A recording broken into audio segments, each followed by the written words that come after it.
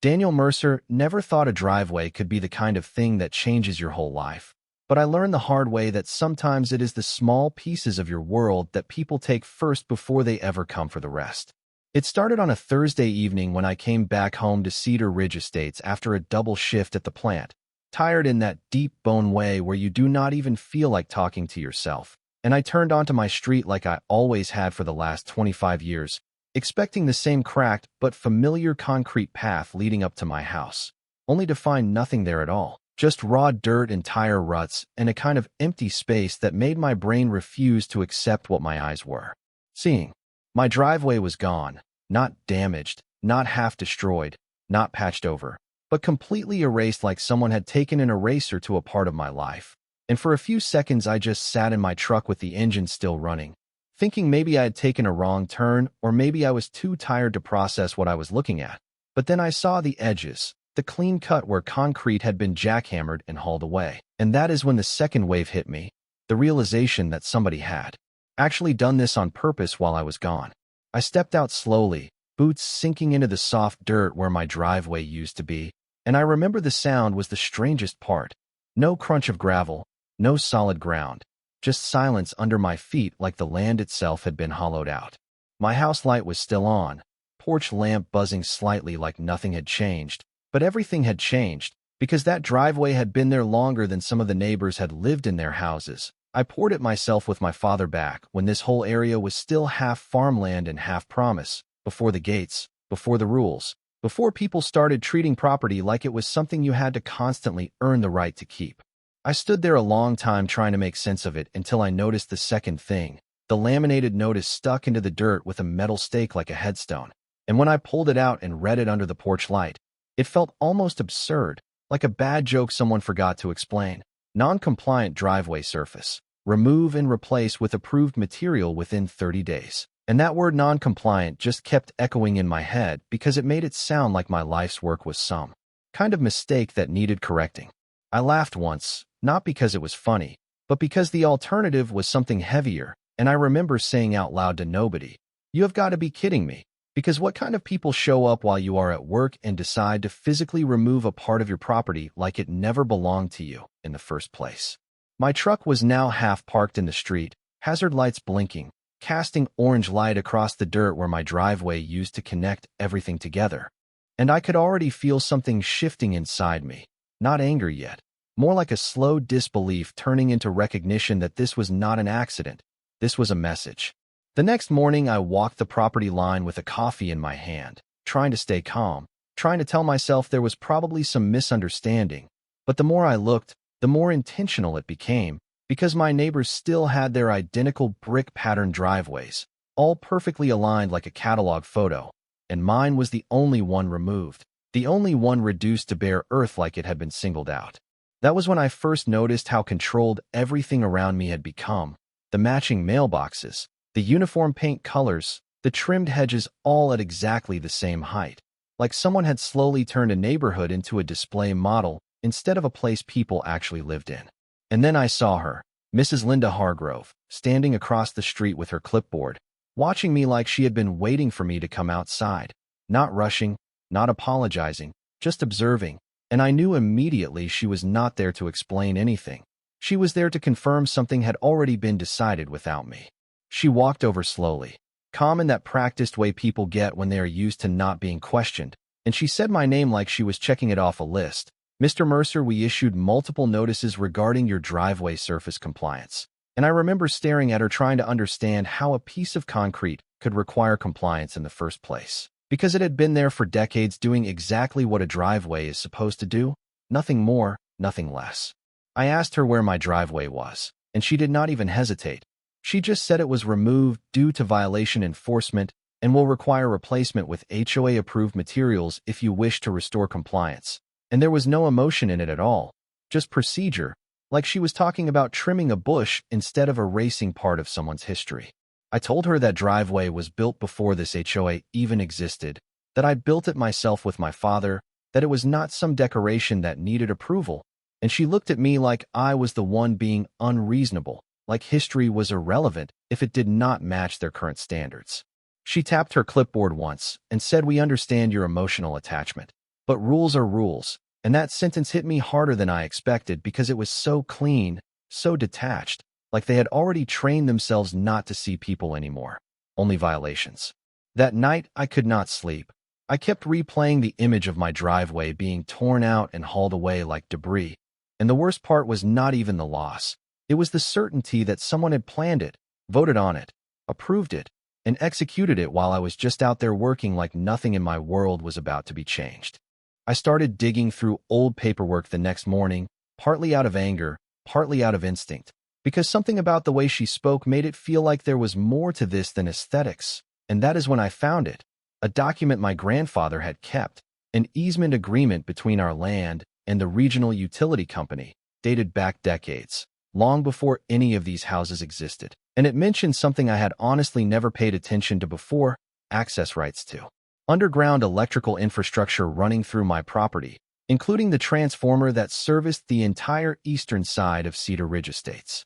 At first it did not click. It was just legal language, dry and boring. But then I remembered something I had always seen but never questioned: the utility box sitting just beyond where my driveway used to be, and the faint lines of cable markers that ran under the exact area they had just excavated. And suddenly it stopped being about concrete, because if they had torn up that driveway without care, they might have exposed something they should never have touched, something that was not just mine but tied to the entire neighborhood's power supply. I remember standing there in my kitchen holding that paper, realizing for the first time that this was not just an HOA dispute. This was a situation where ignorance had just met infrastructure, and the two were about to collide in a way nobody on that board was prepared for. I did not make any calls yet. I did not threaten anyone. I just sat with that knowledge, feeling it settle in like a weight, because once you understand what is really under your feet, you stop seeing the surface the same way. And that was the moment everything started to shift, even though I had not acted on anything yet. I did not sleep much after that, not because I was scared exactly, but because my mind would not stop turning over the same thought in different directions, like a key trying to fit into a lock that suddenly mattered a lot more than it ever had before. And by the next morning, I was standing out where my driveway used to be again, coffee in hand, watching the early light hit that patch of dirt like it was exposing something that had been hiding in plain sight all along. Cedar Ridge Estates looked the same as it always did on the surface: quiet streets, trimmed lawns, identical brick driveways on every other house, like a pattern someone got paid to enforce. But now I could not unsee the difference between their order and what had been taken from me, because mine was not just missing. It had been actively removed, scraped out like it never deserved to exist in the first place. Around mid-morning, I saw Mrs. Hargrove again, this time walking with two other board members, all of them moving like they owned the sidewalk itself, and I could tell they had already decided what version of reality they were going to stick with before they even reached my property line. She stopped at the edge of the dirt, not stepping onto it like it was something beneath her authority, and said, "Mr. Mercer, we are still within enforcement protocol. Your replacement timeline is 30 days, and I remember laughing again. But this time it was sharper, not amused, more like disbelief finally curdling into something else. I asked her straight up who authorized tearing it out, because compliance rules are one thing, but physically removing a permanent structure from private property without consent is something else entirely. And she did not even flinch. She just said it was deemed a hazard and approved for removal by the board majority. And that word hazard stuck in my head because it was the kind of word people use when they want permission to ignore ownership. One of the other board members, a guy named Nolan Pierce who always looked like he was wearing a suit that had never known real work, added that the neighborhood standards had been updated and that older concrete surfaces contributed to inconsistent property values, like my driveway was suddenly a financial threat instead of a slab of cement that had held up for 25 years. I looked past them at the street, at all the matching driveways, and I asked them if they were going to remove everyone else's too, or if mine was just a test case. And that is when I saw it in their faces, the small pause before the answer that tells you the truth even when the words do not. Mrs. Hargrove said, "Mr. Mercer, your situation is unique due to prior notice history." And I remember thinking how clean that sounded, how carefully it avoided saying what it really meant, which was that I had been singled out because I was easier to push than to negotiate with. That night, I went through the easement papers again, slower this time, line by line, until I found what I had missed the first time: a clause about access and maintenance responsibility for underground utility infrastructure, and I started to realize that the transformer sitting on my land was not just some background equipment. It was the central node feeding power to multiple blocks, and the easement did not just allow access. It required safe conditions to be maintained above it. The more I thought about it, the more it became obvious that whoever ordered the excavation had not just removed my driveway. They had disturbed a protected zone that was never meant to be dug into casually.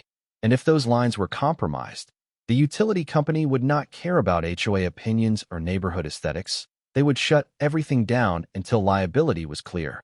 I did not call anyone yet, not because I was unsure, but because I wanted to be absolutely certain before I moved.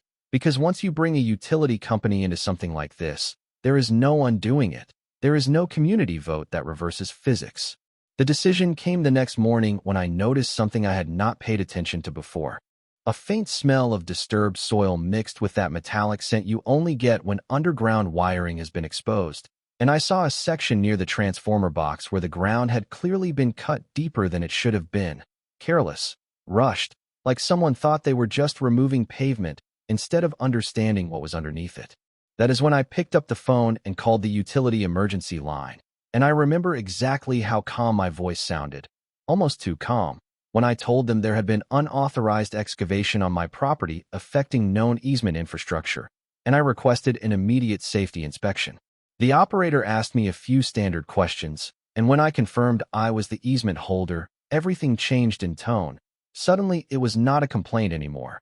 It was a potential system risk, and within an hour a truck was at my property with 2 technicians walking slowly around the exposed area, taking photos, checking readings, talking in low voices that got quieter the longer they stayed.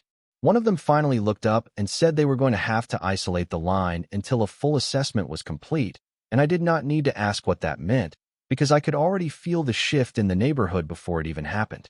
By early afternoon, the first houses went dark, not all at once, but in sections, like someone was slowly turning down a dimmer switch across the entire street. And at first people thought it was a normal outage, but then it did not come back, and the quiet started to feel different, heavier. I watched from my porch as neighbors stepped outside looking confused, checking phones, calling each other across lawns, the same lawns that had been so carefully manicured into uniformity, suddenly full of uncertainty. And I will admit something I do not say lightly. There was a part of me that felt a strange kind of stillness in it. Not satisfaction, not anger anymore, just consequence arriving in a form nobody had prepared for.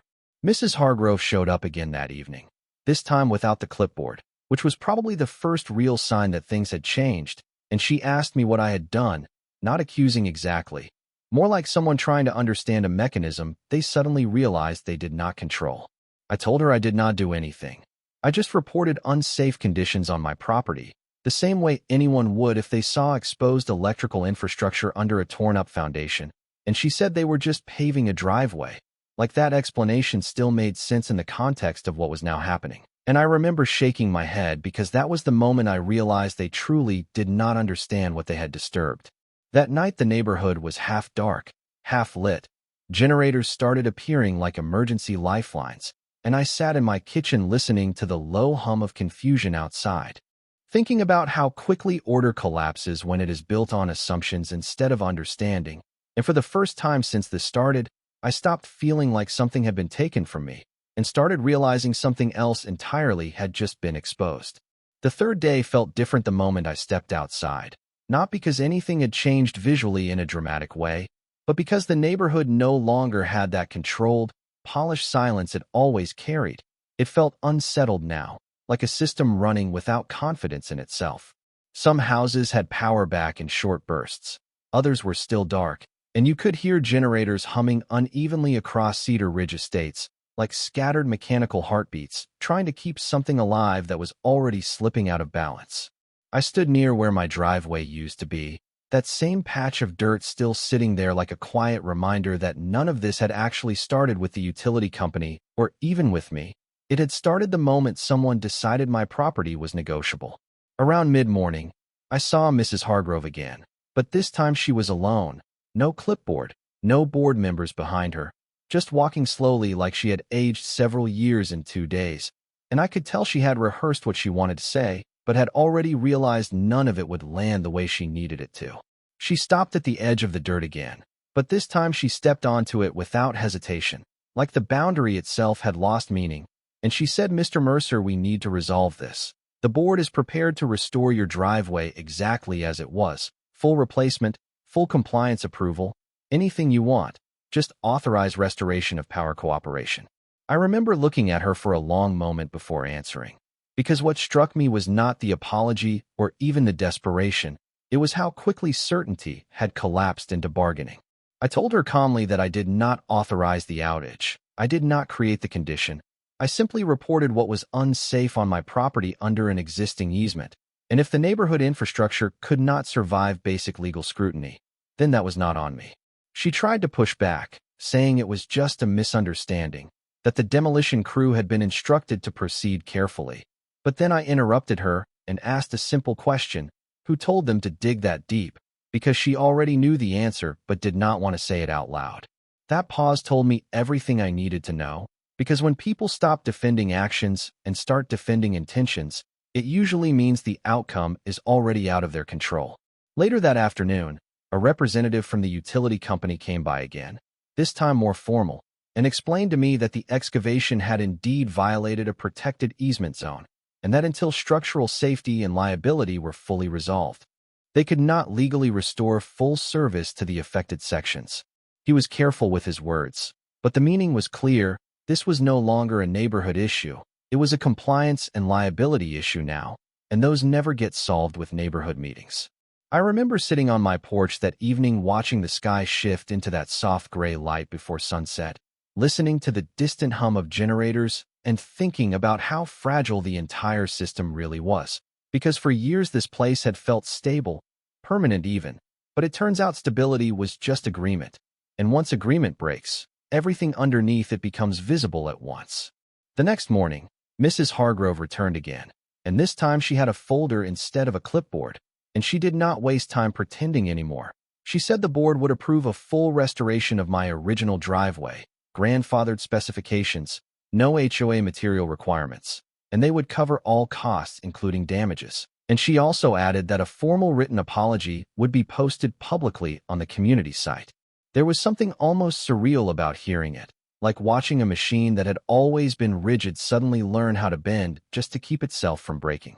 I told her I would agree under 3 conditions, and I made sure I said them slowly so there was no confusion. Full restoration of my driveway exactly as it was, written acknowledgement that demolition was unauthorized and improperly executed over my property, and reimbursement for any damages caused by the exposure of utility infrastructure. Because at the end of the day, this was never just about concrete. It was about responsibility. She did not argue. She just nodded and signed the documents right there. And I could see in her face that she understood this was no longer something she could manage with authority. It was something she had to accept with consequences. A week later, the crews came back, not the same ones, and they rebuilt the driveway exactly as it had been. Plain concrete, no decorative upgrades, no forced conformity, just what had always been there. And I stood watching them work, thinking how strange it was that something so simple could carry so much weight once it had been taken away. The neighborhood slowly stabilized after that. Lights came back on fully, generators disappeared, and people went back to their routines. But something had shifted underneath it all, because now everyone knew that the rules they enforced so casually had limits they did not fully understand. Mrs. Hargrove never came back to my door after that, and I do not think she needed to, because whatever authority she thought she had before had been quietly rewritten by events she did not control. And sometimes I still stand out there in the evening, looking at that driveway, thinking about how close this all came to being just another compliance letter I would have paid and forgotten. Except this time someone crossed a line they could not see, and it turned out that line was connected to everything else in ways nobody bothered to check. If there is anything I learned from all of it, it is that people often confuse control with stability, and neighborhoods like this run on that illusion more than anything else. If you want to share your thoughts, I am genuinely curious where you stand on this, because some people say I went too far, and others say I did exactly what was necessary. And I think the truth sits somewhere in between depending on what you believe property really means. And if you have ever dealt with HOA disputes like this, I would honestly like to hear your story, because I have a feeling mine is not as rare as people think.